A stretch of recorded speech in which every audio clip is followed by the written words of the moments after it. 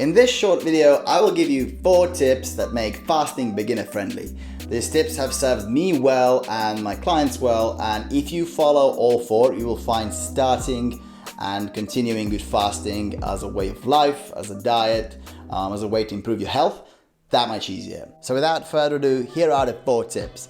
Tip number 1 is have defined boundaries, meaning clear start and end dates or end times. Tip number 2 is think of bite sizes. You don't wanna bite off more than you can chew. Tip number 3 is manage and pay very close attention to your carb intake before meals.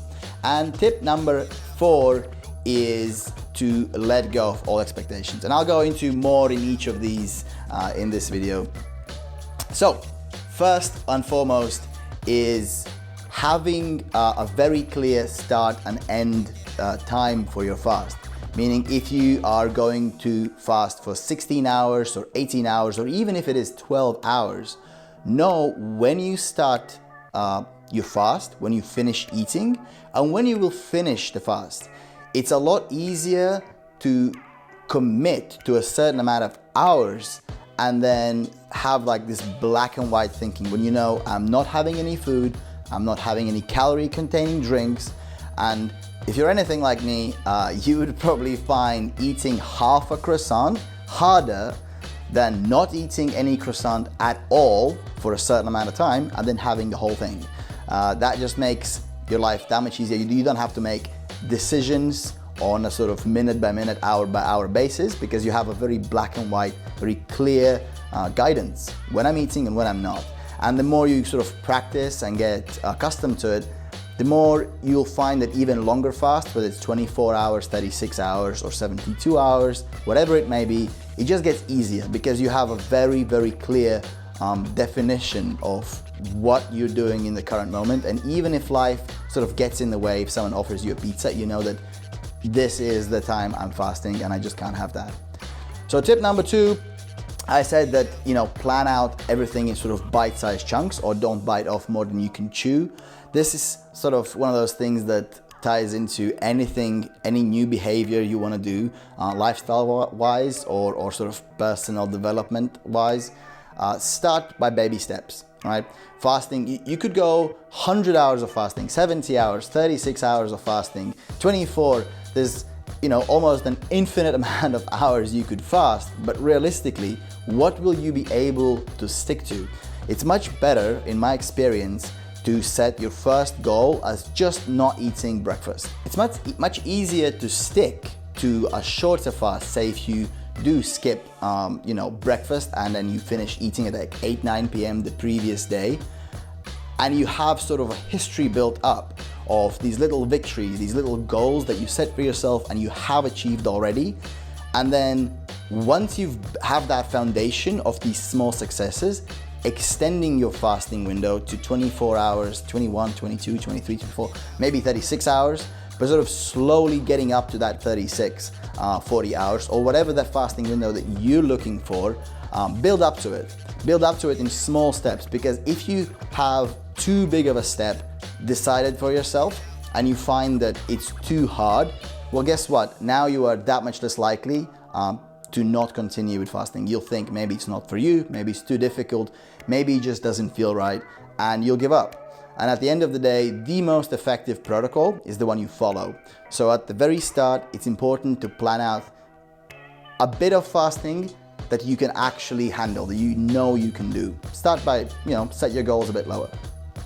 Tip number 3, I told you, you have to watch your carb intake, and that is very important, especially at the start, is to reduce your carbs before you go into a fast. So if your last meal of the night or today would be 8-9 p.m., you don't want to have that meal be super rich in carbs. You'd probably want to finish eating carbs sort of like lunchtime, maybe just a bit after lunchtime, to get your body some time to already warm up its fat burning enzymes, processes, whatever you want to call it.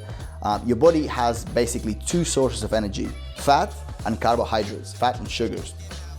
And your body, before you achieve a certain level of metabolic flexibility, when every time you start fasting, your body just freely switches to fat as a fuel source, your body will actually struggle switching to fat as a fuel source because it's so used to consuming carbs as fuel.